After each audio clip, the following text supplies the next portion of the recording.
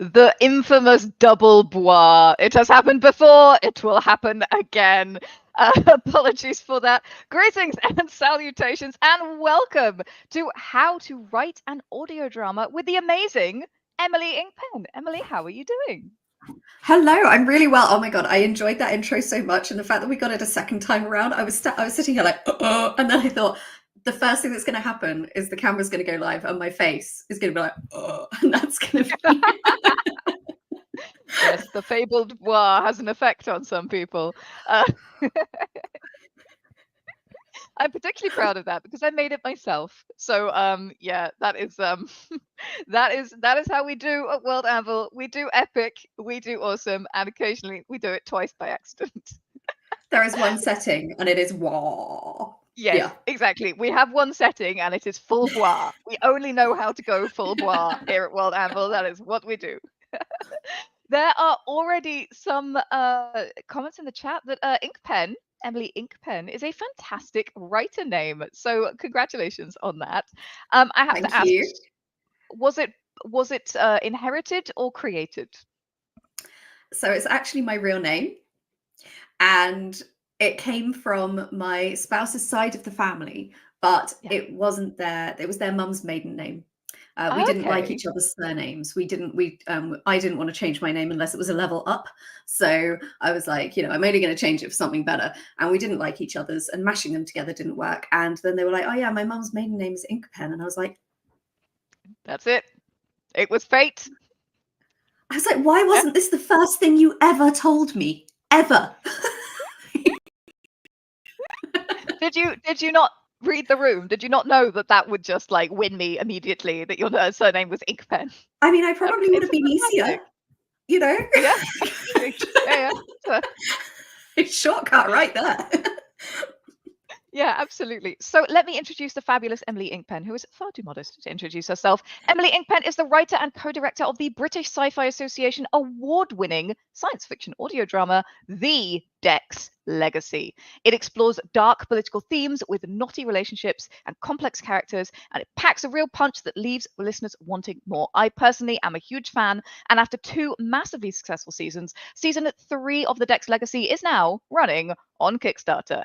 If you would like to help make it happen, the link is in the description and the show notes. I think there are 5 days left. 5 days left, guys, and they are so close. So if you would like to help a fellow artist create something truly wonderful, then do go check it out. As I say, I am a big fan personally. And as I always say, if you can't afford to share, if you can't afford to back it, but you would like to help, please share it widely with people you think that would love it. And if this podcast leaves you wanting more advice on audio dramas, Emily also has her own course on how to write for audio. You can find that at emilyinkpen.com.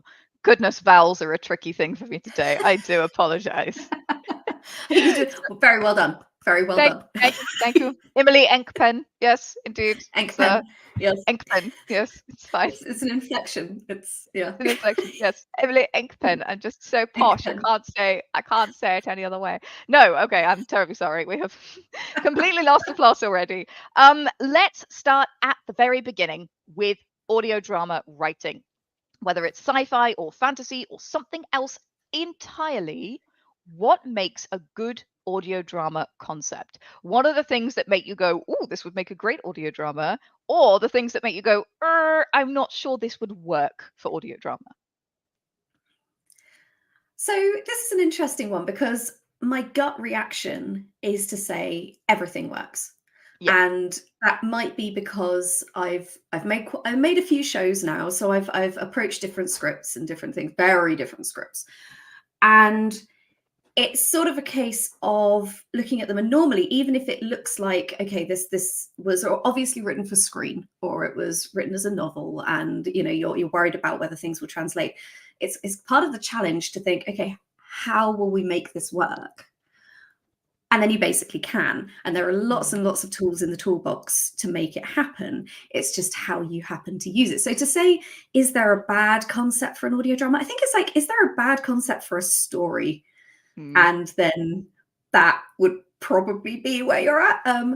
Okay, so the one thing that would probably be a tricky concept for an audio drama is if you've got a character who can't speak, or if you've got Okay, something like that is literally like auditory constraints. I mean, whether then you would do it in a sort of like mind sort of sure, like internal monologue, essentially. Yeah. exactly internal monologue, but then that's a choice, and then stylistically that's so there are certain things that are real challenges, and before even the outset you would have to think, okay, is audio the best medium for this?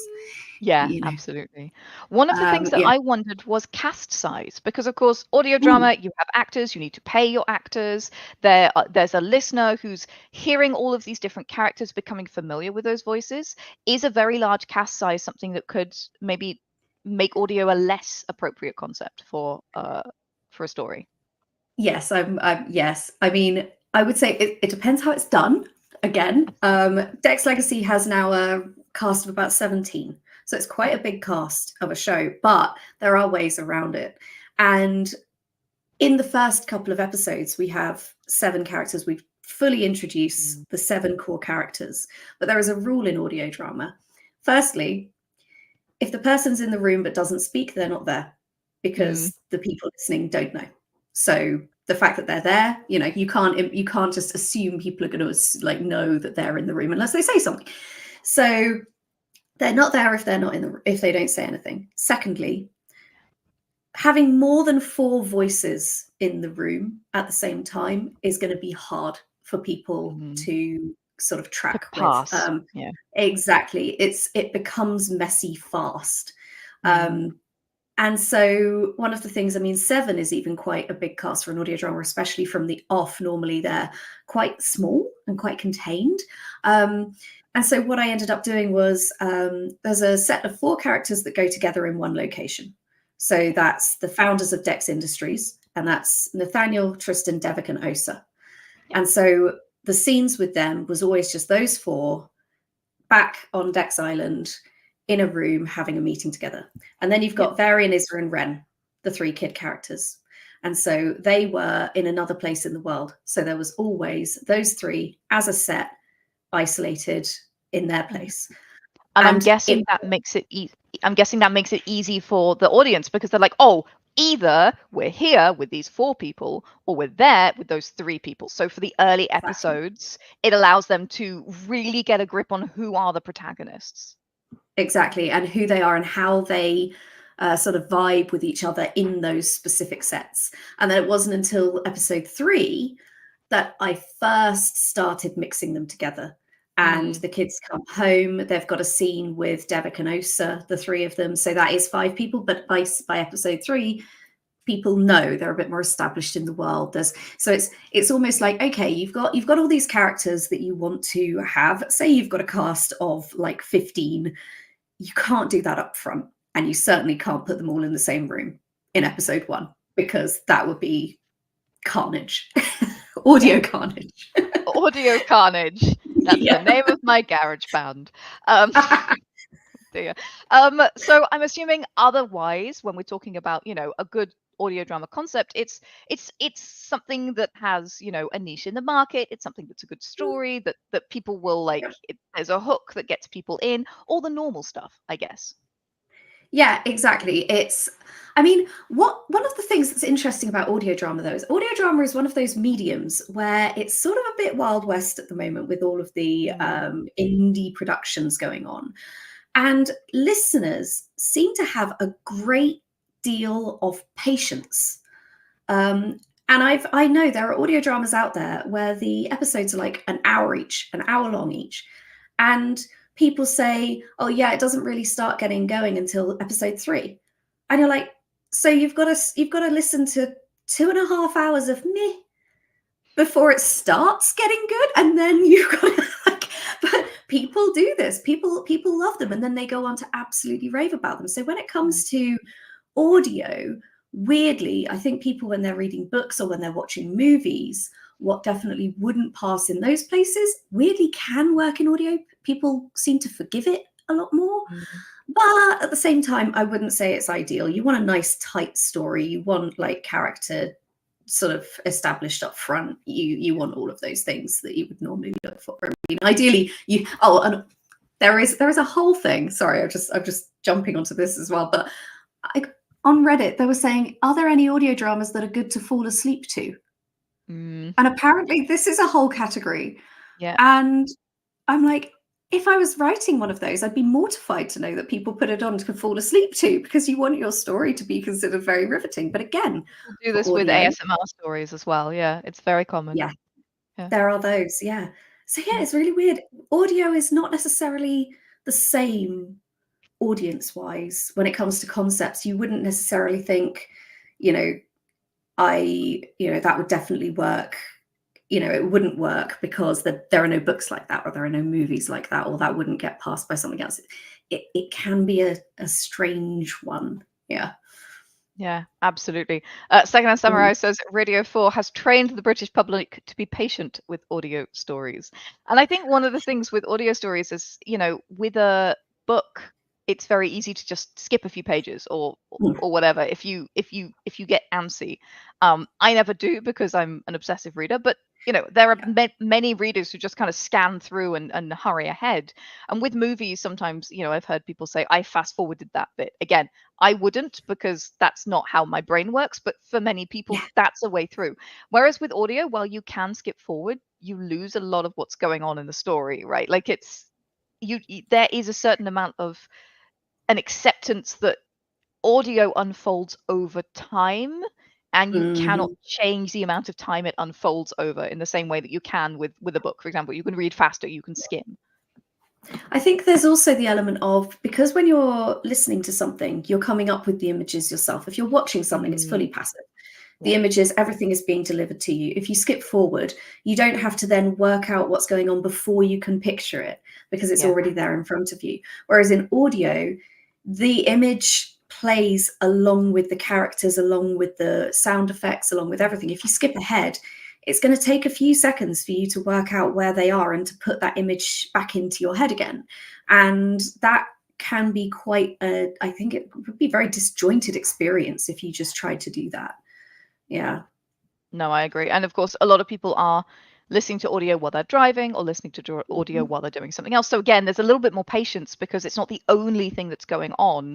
Yeah, It's yeah. the main thing they're focusing on while some other activity happens.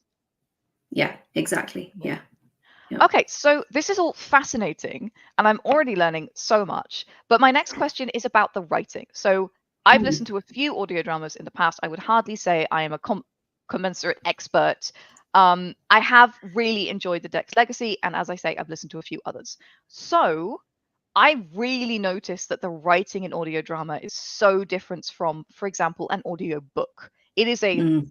totally different medium. So how is the writing different craft-wise?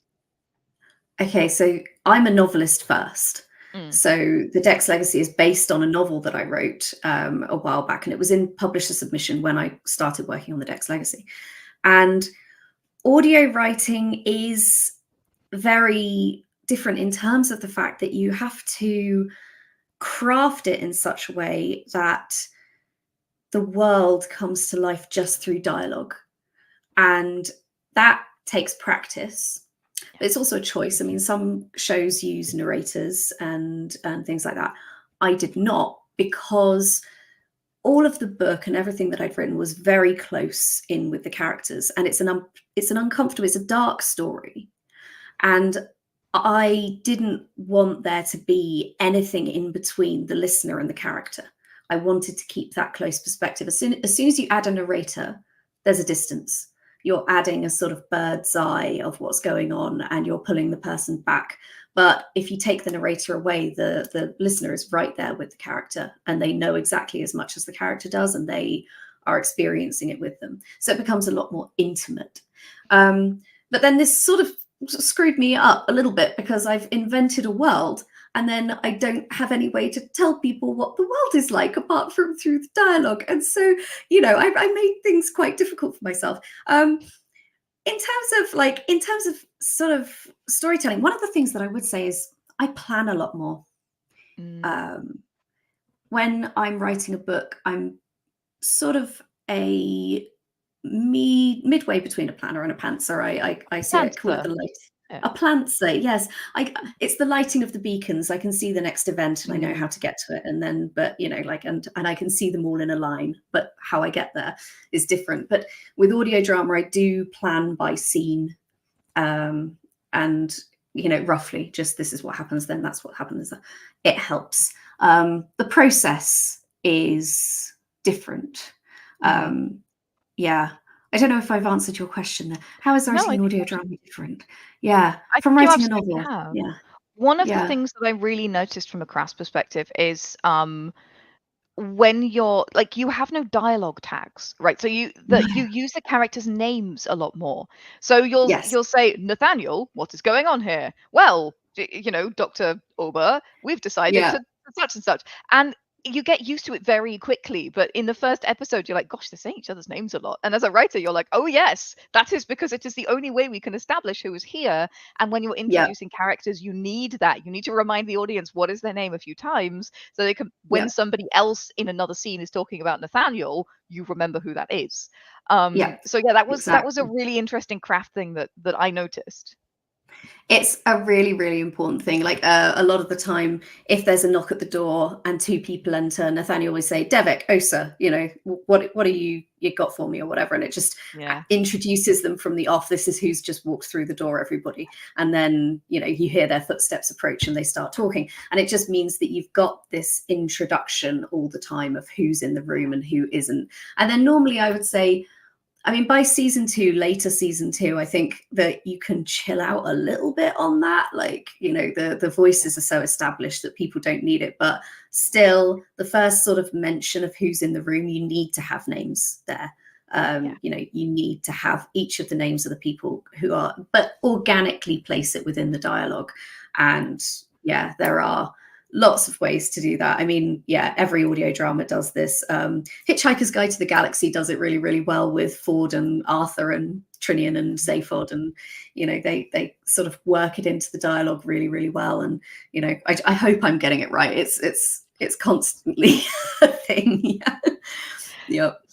Yeah. The other thing I noticed was that when you do scene description, either it's not there or it's Mm-hmm. in the dialogue. So like 85% of everything you need to know about the place they are is in the dialogue. That's another thing that Mm-hmm. I noticed. So, you know, it's like, oh, pull the map up, and then there's a little noise. And it's Yeah. like map activated. And you're like, okay, they are at a console looking at a map. I now understand exactly how this scene is working. And it's because you're giving those cues. It's the, you know, there's an imperative, there's a sound effect essentially as the computer pulls up the map, and suddenly you're there around the map with the characters. Yeah, I mean, that's where the interface between the dialogue and the sound effects becomes really important. And so much of the sort of tension that you would spend an entire paragraph building in a book can be conveyed in like the slow scrape of a boot on gravel, you Mm-hmm. know, like just that. And suddenly you just hear that and you're exactly in that place. And it would have taken ages in prose to get to that point. You can do it so quickly and so efficiently with sound effects. And yeah, that's all part of what my creative partner, Chris, does. He's the producer of the show. And yeah, he does all of this and sort of creates this world in sound, which is amazing. Yeah. I wanted to ask that actually. There was a wonderful moment where you essentially went crackle. I never liked that earpiece anyway, and suddenly you understood he'd taken out the earpiece and thrown it away.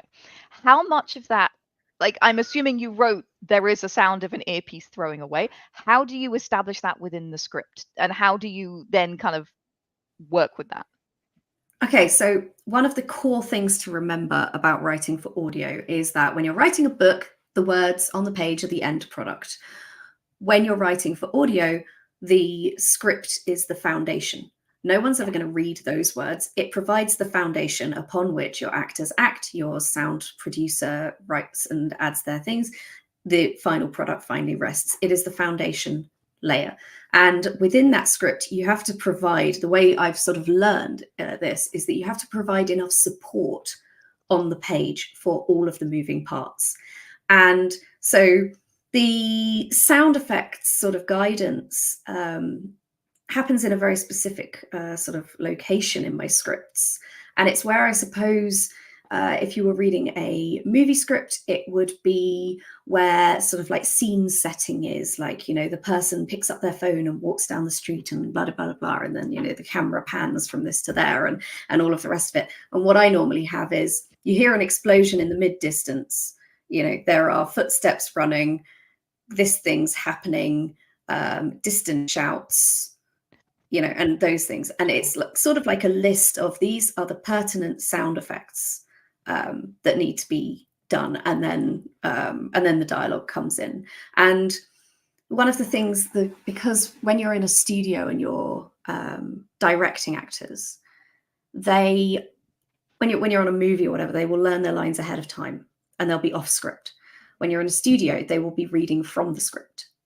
So you want to make your script as easily legible as possible. You want all of your directions for your characters to be within the line of the actor dialogue, because they're not going to then stop and read all of this text in the middle. They're going to read their lines. So you need to make it, there's layout things that are very important to get down. When it comes to soundscape, I try and do everything I can on the page, but Chris and I undoubtedly have messages constantly. We've got like a WhatsApp thing that's going constantly, and one of the things that he asked in season 1 was I put in there music plays, like a band playing music, and he sent me a message being like, what's the technology level of musical instruments in your world? Right. Are they lutes or are they electric guitars? Like, what are we dealing with here? What are we doing with this? And I was like, I have absolutely no idea. Worldbuilding for the win. Exactly. I was like, you know what? You can decide. And that's the joy of partnership, right? That's amazing. Yeah. So yeah, we have the live chats as well going on where we're constantly discussing. Yeah. Yeah, and again, like it's the end product takes time. It doesn't happen all at once, so it's not going out live. So you do have time to have these discussions.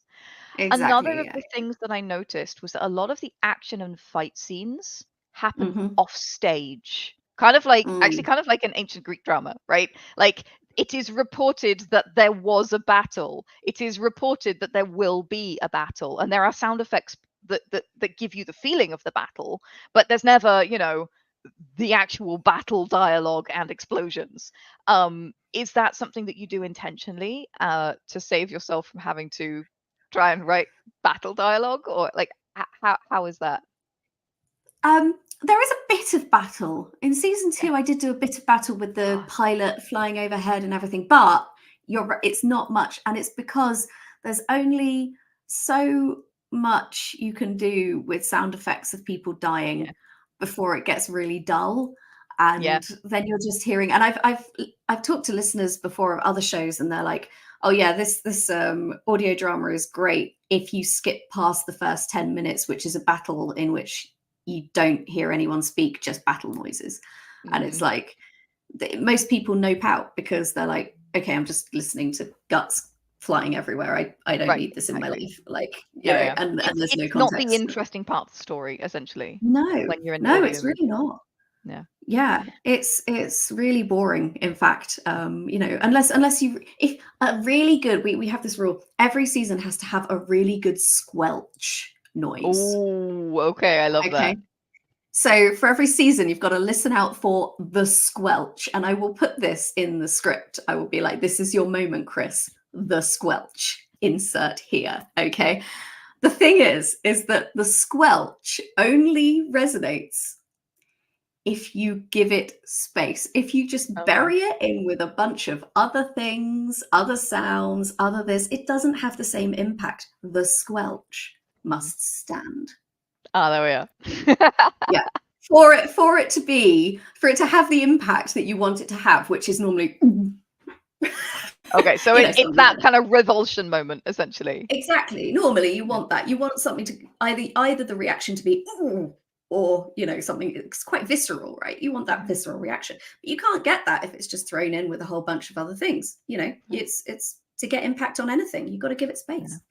Yeah, and I think that's a really good point that kind of speaks to the wider space of audio drama. The point of art is to provoke, cause emotions, cause reactions, and SFX, sound effects, are a critical part of that within audio drama. They are as meaningful as the lines themselves. Absolutely. Yeah, absolutely. And you learn that, I think, the further in you go. The first script that I wrote for Chris was so bare boned because I was just like, well, I didn't want to tread on any toes. I was like, okay, well, I'm the writer, but I know that writers can be overbearing when it comes to things. And I wanted to be like, no, I'm collaborating. You know, you take the sounds. I'll just say there's a knock at the door. I'll just say there's a this. And in time, I've realized that actually it's more helpful to provide a bit more detail. Yeah, more context. Yeah. Just a bit, because, then Chris will do things like, I'll say, okay, they're in Raya's room. Chris works on a lot of different things. Raya is a pilot in Dex fleet. Her room is on Angel City, the giant warship that they've got. I know this. When I say Raya's room, I know where it is. Chris thinks Raya's room, she's a kid on Dex Island, grounded. Yeah. And, and everything. He's not in my head the whole time, and he doesn't have the same amount of detail and just default knowledge. So, yeah. Very cool. Really interesting. Okay, so audio drama is often, not always, but often serial in its nature.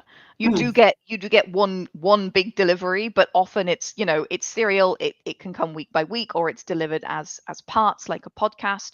So this may be how long is a piece of string, but how long ideally should an audio chapter or segment be for an audio drama, and what affects that choice? Okay, so I'm loath to say there's a limit, because that is there are some practical considerations. Okay, so I would always say under an hour, like an hour tops, because over that is just too much, I think. Otherwise, it depends on what your target audience is. If you are going for people who are listening on their way to work and you want people to be able to digest an episode in that time, 25 minutes is what you're looking for. And if you are going for people who are maybe listening while they're at work, if they've got a job that allows them to listen while they're doing something all day, 45 minutes, 50 minutes, an hour, fine. I wouldn't say, there are some shows that put out episodes that are like 10 minutes long. And while that's fine, and they do have some of them have an okay following, I would say that with things like platforms that add adverts and things, it can get quite cluttered, because then you end up having as much advert and surround as you do episode. Exactly. Yeah. And so the balance is off. You want to be able to get a chunk of story in there to make it worthwhile. And yeah, so I mean, Dex episodes are normally 25 minutes, roughly. 30 minutes. Long ones are 35. We'd never go up to 40, and those are special cases. So 25 minutes normally, and that works out pretty well for us. And for anyone who's looking at writing, 25-minute audio drama is normally about 32 to 34 pages, maybe 35 pages, size 11 font, double spaced, script format, regular script format. So yeah, just in case you want to know about time and how that equates to the number of pages and everything. That was literally going to be my next question, was how do you figure out how long your audio drama is so you can get the segments right? So great job on anticipating that one. That's exactly what I wanted to know. Boom. Yeah. That's always a bit tricky, and it can change. But the thing is, what I would say is that the more description you've got, because you might be like, oh, okay, but is that just script, and then if you've got descriptions, that should be added or taken away, or that's going to, but the thing is, the more description you've got in a place, that's normally because there's going to be a gap and there's going to be a lot of sound effects going on, so the amount of time evens out, like the dialogue going on. The way it looks on the page tends to be the way it sounds in time as well. Exactly. Yeah, there is a correlation there, not always, but a lot of the time. And either way, about 32 to 35 pages is 25 minutes. I don't know how. The demons, the fairies, whatever. Yeah. Arcane magic. That's how we know. So Absolutely. let's say we've chosen a great concept for our audio drama. We've written our audio drama. We've planned our soundscape. We've included, directions and information that we need for our producer, for our actors. We've managed to get the right length of segments. Once it's written, do you pass it through beta readers? Do you pass it through an editor? Do you need a specialized editor for audio compared to, for example, short stories or, campaigns? Well, okay, so this is interesting. See, I do edit, and because I'm so acting creative director of audio alternative stories, the audio production company, and I work with writers of all kinds who have made audio scripts and need them to go through another pair of eyes. And because I've got quite a lot of experience of doing this now, that is something that I do, and I know that I do it, reasonably well. I mean, I've had practice. But at the same time, it's not absolutely necessary. I normally send mine to Chris because he's my creative partner, and he knows what he's doing as well because he's a producer. So he can be like, yeah, okay, this works. If you have someone who has done audio in the past, running it by them is a great shout because they will be able to spot things that you need to do. They will be able to say, you need to say this person's name again, at this point. To like just spot those little tweaks, maybe you need a stage direction here, or one of the things that I realized a while ago was that if you put in grammatically speaking, you normally say da da da da da name da da da with a comma before the name and after the name, comma. Yeah, exactly. But if you do that in a script, the actors will often pause, say name, and then carry on. They treat them like a musician treats pauses in a script. Exactly. So you just take them out, and even though it's grammatically incorrect and it makes me twitch, that is one of the things you got to look out for. So it's really interesting how these little things, it's like, no, when you get into the studio, you're going to wish you didn't do that. So you got to get that sorted.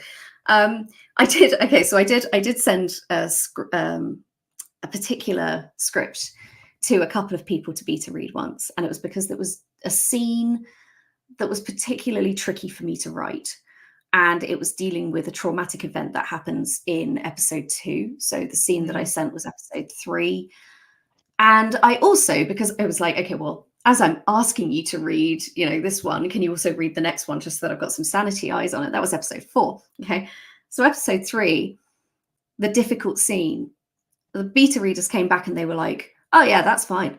What the hell happened in episode 4? And I'd completely forgotten that episode 4 was even particularly traumatic. I don't know if you've got to episode 4 yet. Not yet. No, I'm still on episode 3. Yeah. Right. That is the one that makes people really sort of wince a lot. Okay. So essentially the beta reader feedback on that was really important, I'm guessing. Well, it just sort of reminded me that the impact, like what I was worried about in one episode, was not necessarily what the audience would be most worried about. So what was having the most impact on me as a writer to deliver was actually not necessarily going to have the same hammer stroke as something that didn't really affect me that badly to write, but the delivery would be more traumatic, essentially. Yeah, and I guess that's the difference between like being the writer and then also then adding acting, producing, performance, all the rest on top of it. As the writer, sometimes I'm writing stuff and I'm absolutely fine with it. We get into the studio and the actors start screaming and crying and doing all of the things that I've just written perfectly happening. I'm sitting there like, what did I do? Looked so safe on the page. Exactly. And now it's been unleashed by the actors. And suddenly it takes on a world of its own, and I'm like, oh my god! And we record at a studio called Orpheus Studio, and Richard Campbell runs it, and he produces Red Valley, which is another great audio drama. If you haven't listened to audio drama before, fantastic, amazing. And he would just sort of look at me and be like, you did this. I'm like, I know. Amazing. Yeah, it's I think we forget our own power as writers when it comes out of somebody else. You know, when it's just sitting there on the page, it's easy to look at it and think this is quite tame. And then Yeah, when it comes out of somebody's face as live delivered visceral yeah. voiceover. Yeah.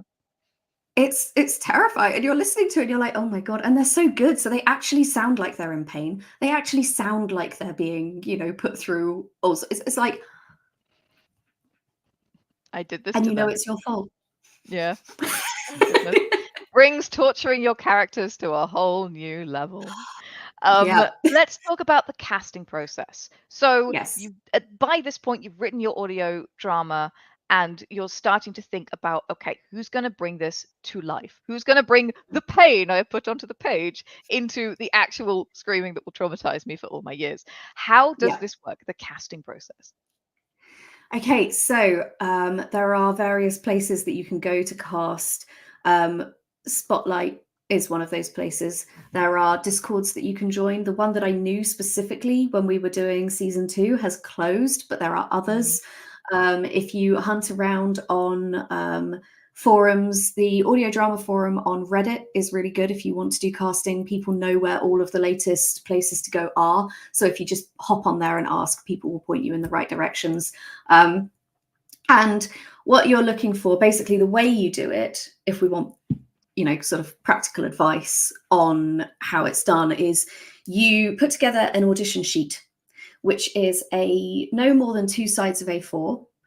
And you have a character description at the top, few lines. This is who the character is, their personality, the style of delivery.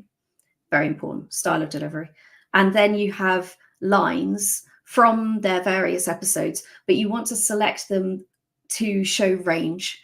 So if your character can be quiet and meek, but then also really loud and angry, are there any long speeches that they deliver versus short, sharp bursts? You want to get a range of what they can do in those 2 pages. You put a call out, you say, I'm looking for a voice like this. Yeah. Because you're not looking for how the person looks, you're not looking for anything else. It's a voice like this. If you are casting with race in mind or with equal opportunities in terms of LGBTQ representation, also include that. People like to cast for for all of those relevancies now. That's fantastic. But yeah, the voice is the important bit there, this kind of voice. And then you'll get people DMing you. And then you send them the sheets. You say, I need all of these auditions back by this time. That's a good thing to do, because a deadline, give people a deadline. Then you won't just be waiting indefinitely, hoping that people will get back to you. Nothing gets done if that's the case. You're like, okay, I need this back by next weekend. Sorted. Then it's the listening process. And the listening process is weird and magical, because as a writer, I remember we put a call. I mean, I think we had like 12 auditions for Isra. And I remember listening, and I'd written her a lot, and her voice was in my head all the time.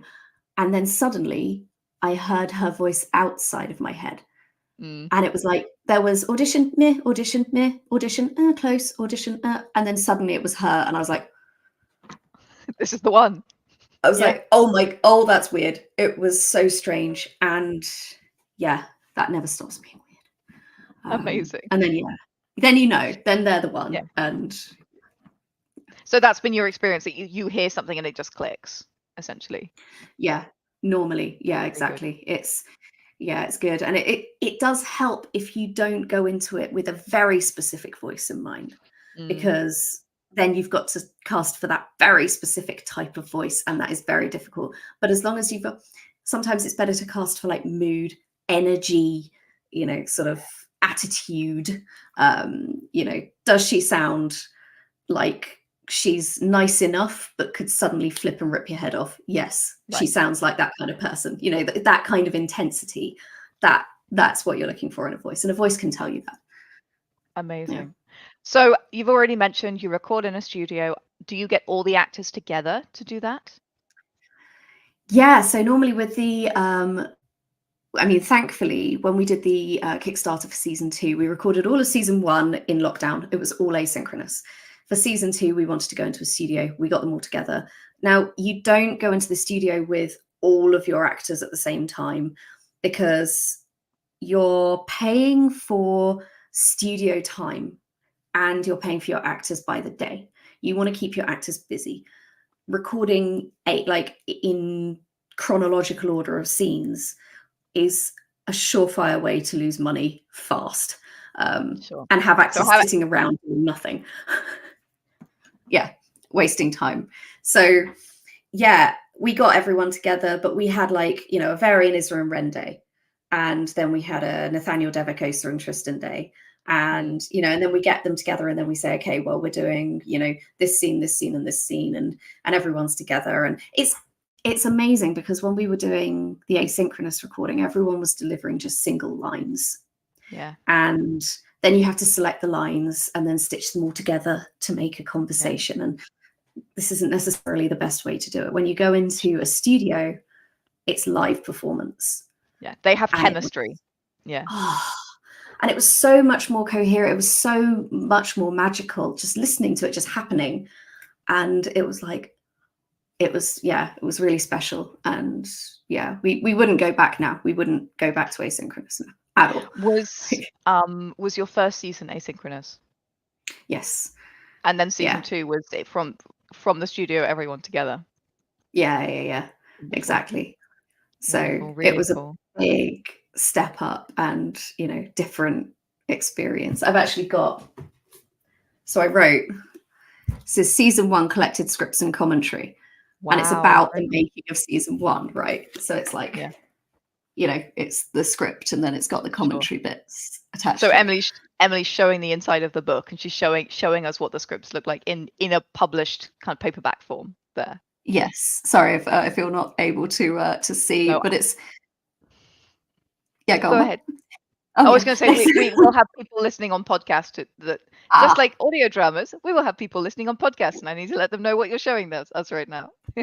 I see. Hello, yes, people from the future.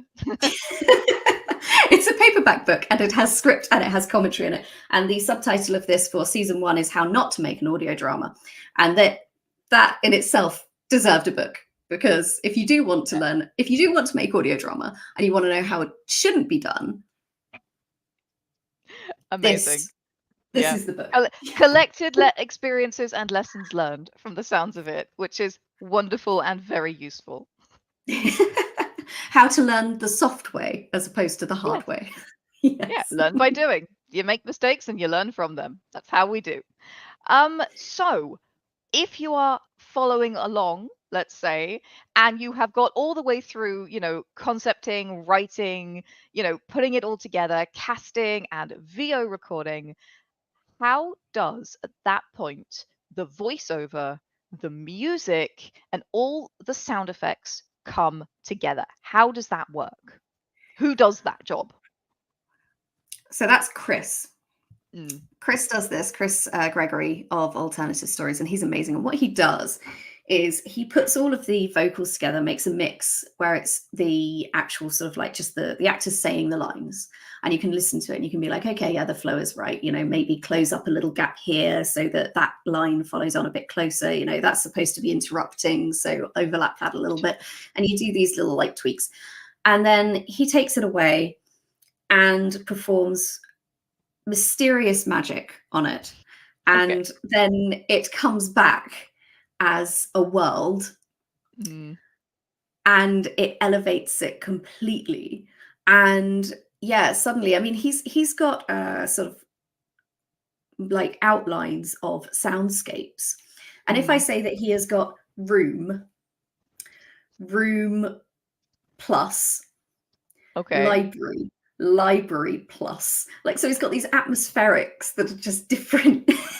Like, I don't know what the difference between room and room plus is, but I mean, he does, and he hears that. Room, this time with 25% more room.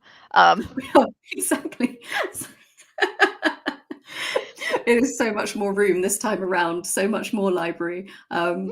Yeah, and he Extra has books. these things, and yeah, and it's just extra stuff. And apparently, one room wasn't enough, so room 2.0 comes in, and you're like, okay, yeah, that's a thing. But it all makes a difference, and he just makes this incredible sort of atmosphere. And then suddenly you're listening to it, and you're not just listening to a static performance; you're listening to a world and the scene and the story, and then that it makes it very different. And if you've got music as well, music I was does gonna so say, much. your music is by Dr. Alan Stroud, right? He Mm. wrote the music for that. So you have a separate person that does the music writing that does the SFX and everything else. Yeah. So Alan, we've been very lucky with him. He's done some amazing work for us, and yeah, it's gorgeous. The theme is just, Yeah, and it's yeah, really spectacular. It really transports you there. It's really wonderful. yeah. He So understood the assignment. yeah, absolutely. I do apologize, by the way, for my cat, which has decided that I she would also like to write an audio drama and has come to join us. Oh, well, that's Uh, great. yeah, Yeah, hopefully there's a you won't lot have of too like much purring. keyboards in the control Yeah. rooms of that Oh, there they'd we are. probably like lay across really, Yeah, really well. she would be a pro at playing the keyboard. She would be great at that, wouldn't you? Yeah, Um, I'm absolutely. just trying to prevent some purring down the microphone because that happens. Okay, so we've reached the end of the process. We've made the audio drama. It's done. It's been edited. What happens next? Ah, distribution. Mm, Yeah, distribution. Then you put it out in the world, and then you're just mortally terrified for the next little while people listen to it or don't, rate it or don't. And yeah, so the actual sort of mechanics of doing this, the setting up of an RSS feed and doing all of those things, that is sort of not my department. I try to not do any of yeah, that because it's very fair. stressful. But that is sort of, it's one of those things. Basically, if you have a feed, you upload it to that, and then it gets distributed through all of the platforms. And it can take a little while to go to some. It will be instant on others. That sort of permeates out through the system.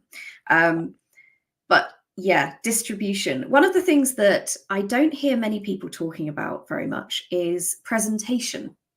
So this is an important part of distribution, and we're talking about cover design and description and things. Cover design is a very important part of the process because that's what people are going to see when they're looking through the podcast platforms and Lists. stuff. So you really want to look at this, and you want to put something together with thought. And one of the best ways to do this is to go there ahead of time, check out what else is being done in your genre, what other stories are being told like it, pull out a selection of those covers, see what sort of color scheme is going on, and therefore can you do something different that will make yours pop, do something else. What are the sort of norms for this thing? So if you go into the horror section, you'll see a lot of skulls. There will be a lot of skulls going on, and sort of a lot of mist happening. It's like, do you want to lean into that? Do you want to do something different? So that's an important part of it. There is a lot, obviously, of AI art going on in the world. Yeah, we I don't know. I'm not a fan of that approach at all. Sure. A lot can be done. I do my own design for our stuff, and I am not a designer, but I use Affinity Designer, I use vector graphics, I download from Adobe, and buy that. But yeah, I mean, like that is a whole topic of itself by itself. And anyone here who's done something has probably designed something as well. It's just, yeah. Anyway, presentation, very, very important. Very And yeah, important. Funnily yeah. enough, we just released a video on how to write an elevator pitch for your world that contains a little template formula that you can follow. That's exactly the kind of thing that you need for your audio drama as well. It's an elevator pitch. It's the hook. It's the Yes. what's going on in 30 seconds or less, so I can know if this is the thing for me, and I can be subtly intrigued to press play because I want to know the answers to the rhetorical questions at the end. Yes. So yeah, I would recommend reading up on that. And I will say, as somebody who set up a podcast and set up an RSS feed, I set up the World Anvil podcast when we first started Mhm. because when we first started, it was just me and Demetrius, and that's all we had to run World Anvil, and that included all the videos and podcasts and everything else. So I set up our RSS feed and everything else via Libsyn. They are not paying me to say this. Yeah. That is the one I found. It has been very good. It is a paid service. I believe there are some free services as well, but Libsyn has been great for us.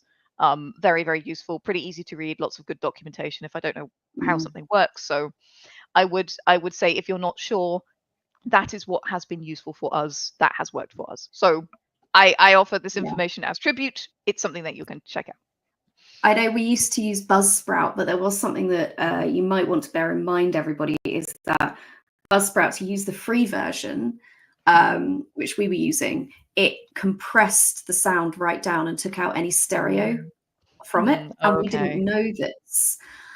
And so it was doing that. And to not do that, you had to pay them a subscription of £5, or like up your subscription by £5 a month. And then you could have full stereo. And we didn't realize this. All of season 1 went out in that compressed state. And all of Chris's work doing, you know, panning side to side and all of that stereo stuff to make it all feel much more immersive got flattened out of it. So yeah, be aware of that when you set out into these. Read the nitty gritty, know what you're doing. Yeah, exactly. Yeah, absolutely. Yeah. Well, I guess we are getting there. I have a few questions from the audience.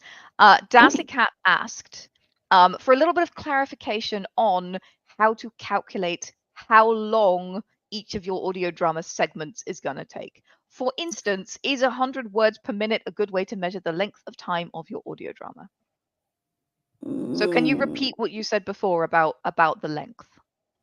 So when I said about sort of 32 to 35 pages of size 11 double-spaced, A4 being about 25 minutes, the reason this is a better way to work it out is because your scripts are not going to be just words. So it's not just going to be dialogue. It's going to be an awful lot of sort of gaps, pauses, beats, doing that. When you do a beat in a line, often you have the line delivered and then you have a pause, beat, then the next line. That offers this space that the beat will take in the thing. If you're just writing it in terms of words per minute, it doesn't take into consideration that sort of the audio effect of how it's nuance of delivery, I guess, is what I'm going for. So yeah, I wouldn't say necessarily words per minute are a good way, but I would say pages. Yeah. Wonderful. A question from secondhand, very pragmatic one. Do you have to plan for ad breaks in your production? Okay. So we're on Fable and Folly, which is a great platform. What they do is they say, okay, well, you upload your episode, and if you want a mid-roll ad break, you put the break in there and indicate, and that's where the ad will fall. And that means that we can put ads organically where we already have gaps between scenes, which is brilliant. Some advertising platforms are less user-friendly than that, and they will just smash straight in mid-sentence with an ad break. And this really upsets the listener. And, you hear very bad things from people. If you are using something like that, you will want to make sure that your mixing accounts for it. And working out how many lines can be delivered before that 10-minute cutoff, that's going to be trial and error. Like before you can get to the point where you're like, okay, I've written 10 pages now, that's an ad break, and know that it's going to be the case. You've got to work that out. There is no hard and fast rule. It depends who's delivering the lines. It depends who your actor is. It depends how they work, but you would have to then actually think about that, because listeners, you're halfway through a sentence and then suddenly there's an ad break and it's like, what, that's very disturbing. Absolutely. And that can happen. One more of the quite a lot of questions we've had today. So this janitism, I have a whole seminar on exposition and how to do exposition, and my core tenet of exposition is it must be in motion or emotional. So it must be either something is happening to deliver this knowledge, or something is an emotional moment through which the knowledge is delivered. And that's my golden rule of exposition that I always say: in motion or emotional. What Secondhand Samurai asks, I just wanted to explain that because otherwise the question would make no sense. What Secondhand Samurai asks is that even more important in audio, where you don't have the ability to have thoughts in characters' heads and narration and the other kinds of things that are usually relied on for exposition? Gosh, my brain is going through all of the things trying to work it out. I think that when it comes to, because it's all dialogue for the Dex Legacy, and it's pretty intense. The difficulty with dialogue in audio drama it's a pet peeve of mine, is that when things are emotional, a person will suddenly become incredibly eloquent about how they convey their emotions at a given moment. They will be able to say all of what they need to say without interruption. And everyone will react exactly how they're supposed to react in light of these emotions before the story then carries on. And obviously, none of these things are in any way realistic. And actually, sometimes emotion is more genuinely felt by the audience when a character is failing to put it into words, and the words won't come. And that, I think, has more impact.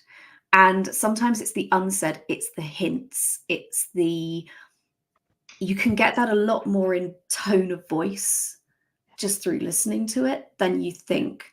And I think one of the biggest things that I haven't mentioned is trust with audio drama. When you're making audio drama, you have to trust the audience, because they are almost as much of the collaboration process as you are. They are interpreting what's going on with the actors. They're interpreting what's going on with your words. They're putting it all together. They are connecting, and the performance will help them to do that. And if you are some audio dramas, they do the very loquacious, emotional unpacking immediately on the edge of battle sort of situation, and people love it. I personally would be like, I wouldn't be able to even start with that process for at least a year and a half. Like that would not be happening. I've never been that emotionally intelligent in my life. So I find that one a little bit more difficult. But yeah, I mean, I would say sometimes the unsaid is enough. People get it. They fill in the gaps. And yeah, enough said. Yeah. Wonderful. So just before you go, do tell us a little bit about where the Dex Legacy is at. I know you have a Kickstarter for season 3. Yeah. Tell us a little bit about that, about what's next for the Dex Legacy. Well, okay, so Emily. A little tease. Ooh, okay, yeah, so the Dex Legacy season 3 is written. We always do that up front so that we can estimate studio time, because otherwise, unless you can see the scenes and what we need to take into the studio, you can't work out how many days you'll need. That's how much money you'll get from Kickstarter. So all of that is very important. Got the scripts written up front. It's very exciting. We are very excited about these scripts. They are fun and fast-paced, and yeah. And now it's just a case of trying to get the money together to make them. And you're so close. You're so close now. We are 82% funded at this moment in time, which is so exciting and also terrifying. We're 5 days to go. So we really, we are asking for almost £7,000, so £6,735 for the Kickstarter. But we're delivering 8 episodes and 7 interludes, which are like mini episodes. So that's a lot of listening to deliver for that much money. And yeah, so that's where we're at. We're in the middle of our Kickstarter. We are making progress. We are hoping that we will get there in the next 5 days. We are hoping to bring season 3 to life. Season 2 did amazingly. We passed 250,000 downloads a couple of weeks ago. We won the award. We just want to tell more of the story, and we know people want to hear more of the story. So, we are fundraising and hoping that can be the case. We've got some great fans, and we've had a lot of great support so far. So amazing. Well, I am crossing everything for you. I, of course, have already backed this. I am I'm on episode 3, and I'm in it for the long haul. I'm listening to this thing until it is done. So as I said, I am a massive fan. So that is one of the reasons that Emily is here today. But it really is wonderful. I have really enjoyed it. Do go check it out. If it's for you, wonderful. Share it with somebody who might love it. Let's keep creative things being made. That's what I have to say. And I mustn't forget this, if you have listened to the eloquent Emily and you would like to have more advice from her on how to write your own audio drama, she has a course. Go to I'm going to keep doing that now. Go to Emily Inkpen. Emily Inkpen. Emily Emily Inkpen. Inkpen. As delivered to you by the Queen, go to emilyinkpen.com and you will be able to find Emily's course about audio drama, which is a truly marvelous form. And I'm going to stop talking like the Queen now. But yeah, so do go and check it out. Yeah, obviously, as you have heard, Emily has lived this. She has been in the trenches. She knows what she's doing. Her advice is wonderful and practical and all the good things. And if you're sitting there thinking, I would like to write an audio drama in the future, or I have this great world, an audio drama would be perfect, or even Novelember is coming up in November, this would be the ideal project to start for Novelember. Just saying. That's a good idea. Yeah. This could be a great thing to do. Write an audio drama in November. A whole sort of season of Dex Legacy is about 45,000 words. Hey, there you which go. is a novella, really. And then I've written novels from it and converted it into novel form using the scripts as a sort of framework. Absolutely. Yeah, do it. Yeah. Hitchhiker's Guide to the Galaxy, famously in all forms simultaneously. Absolutely, yeah. Now, people think it was the books first. It was not. It was radio. No, it was the audio drama first. Absolutely. Well, Emily, thank you so very much for joining us. You have been fantastic. Thank you. But folks, don't adjust your TV screens just yet, although I am adjusting the cat. She just attacked from above. I have no idea how she learned that. Don't adjust your screens just yet, because we are just about to announce the rules for the World Building Awards 2025. Yes, it's all happening. So I'm going to say goodbye and thank you, Emily. Thank you so much for having me. Thank you. Wasn't she wonderful? And hello, Ondo. How are you doing? Hello. Doing well. A bit of a cold, but that's what happens. No. That's what happens this time of year. Yes, absolutely. I am just going to dispatch the cat before we continue, because she has started climbing the furniture and attacking from above. And I feel like I'm not going to get a lot of rules shared with you guys if she stays in with us. So yeah, for those of you who do not know, this is the amazing Ondo, also goes by Rock as their human meat name. And Ondo is our community liaison. So what does that mean? Well, that means a lot of things, because Ondo is all talented. I would say all singing and dancing, and it's true. But as far as World Anvil goes, Ondo is the one responsible for making sure you get challenges, you get competitions, for making sure that social media sponsors get answers and help gets delivered. And they also write a lot of the documentation themselves. So Ondo is an all-star, and you should all yell in the chat very loudly, Ondo is amazing, because they are. But of course, I couldn't announce the World Building Awards 2025 rules without them, because this has been a labor of love for both of us working on this. Rock, why don't we start, because a lot of people here took part in the World Building Awards in the past, with what is different this year? Sure. So I guess the good news is that most of it is the same. We just made basically 3 changes based on feedback we saw. So I guess the first one, we can start with the article categories, which used to be locked to certain templates. So for example, for the Hearts and Minds category, maybe you could only enter character and ethnicity and a couple others. But this time we've decided to free the templates, and now you can basically submit any type of article to any category as long as it fits the theme. So we'll be checking that articles fit the theme. But we think that this will make it possible to basically be more flexible and more creative with your creativity, which is always good. Absolutely. And that was something that you Yeah. guys asked for. You told us, okay, I have an article that would be perfect, but I didn't use that template. And we decided, okay, that's fair enough. It does need to match the theme, and you will need to tell us how it matches the theme. We will ask you that. That is important. So that will all be on the form when you submit. If we feel like it doesn't match the theme, if one of the themes is myths and legends, and you have created, I don't know, an egg whipping device that has no myth or legend attached to it, for example, some elven shoes that are decidedly non-mythical, then okay, we will come back to you and say, okay, I'm not sure this is the right fit for this. But in general, if you can convince us that this is the right thing for that category, okay. Yeah. So basically, we're trying to make things more flexible. The second part is the introduction of 2 new categories because we didn't have enough of them already. So basically, we are introducing an alternative to the Cartography Award and the Most Beautiful World for world builders who use original art. So that is art created with their hands or their digital drawing tablets or something, but basically drawn by them. So basically, in these categories, you will only be able to submit your map or your world if you have drawn the map or the world yourself, or someone from the team. If you're working in a collaborative setting.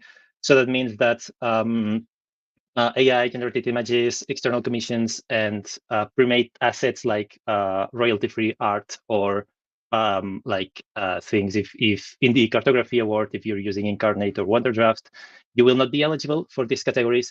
You will still be eligible for the alternative category, which is the same one we had last year.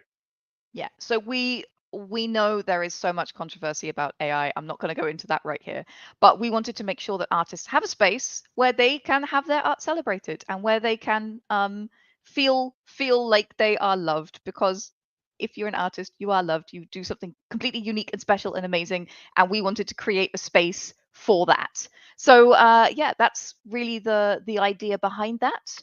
We just think you're amazing, and we want to make sure you have a space to compete that is for you specifically.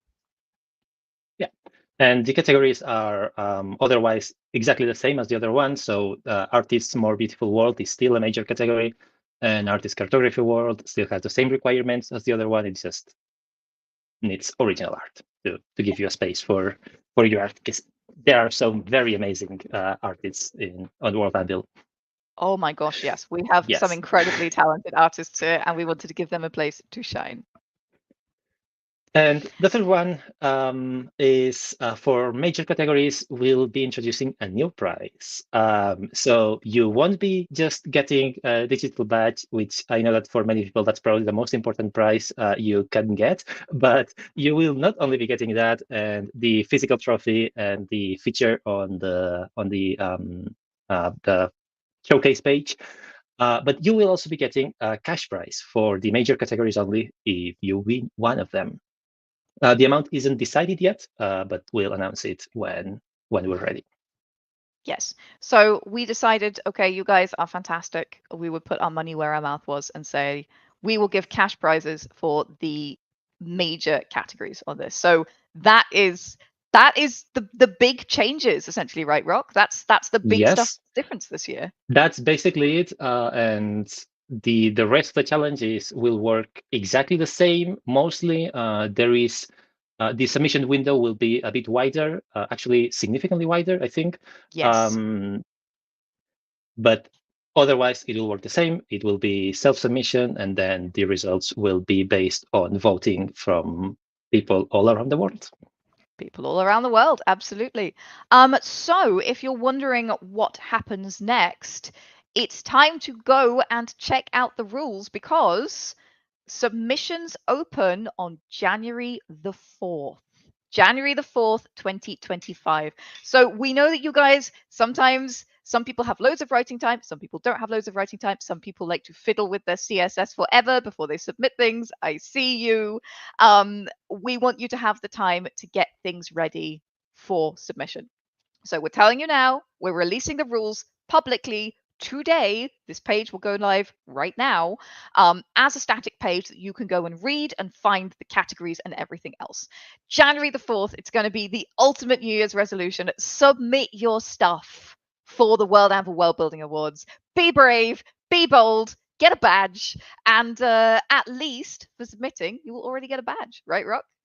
Yes, exactly. There will still be the participation badge, the nominee rosettes, and then the winner rosettes. So many shiny things to Yes. win. Well, Rock, I am going to ask you to do the honors, if you wouldn't mind. Will you please push the big red button Oh, so that yes. everyone can see this? I'm going to share the URL in the chat in advance of it being pushed live. It will be live in just a moment. So you can all go and check out what the rules are, what criteria you might want to be shooting for, and everything else. They have pushed the button. Kronk has pulled the lever. The big red button Yes. has been pushed. Congratulations, guys. The World Building Awards 2025 run-up is officially starting. Rock, thank you so much for joining me to release this. Do you have any so words excited. for people considering that they want to take part, but they're not sure if they should?